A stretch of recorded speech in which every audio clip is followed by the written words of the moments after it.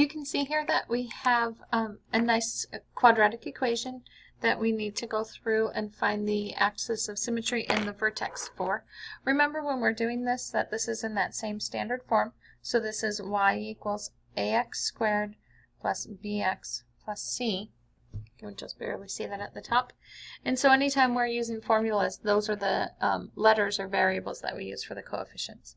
So remember, our axis of symmetry format tells us to find the x value for the axis of symmetry, negative b over 2a.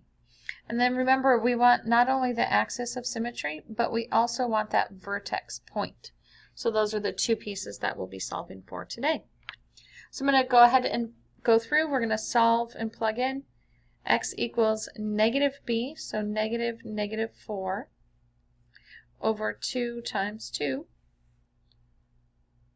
And then we'll go ahead and plug in and solve. That's a positive 4 over 4. So my x value is 1.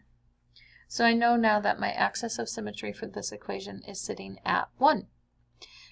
The second piece I need is to find the point of the vertex. So in order to do that, I need both an x and a y value.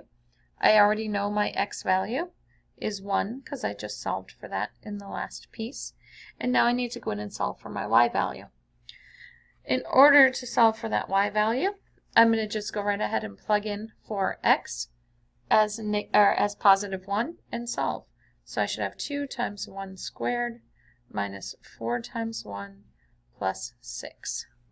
So just replace that x value with 1, which was my value right there, which gives me 2 minus 4 plus 6, because 1 squared is 1, times 2 is 2, 4 times 1 is 4, and then we still had our plus 6.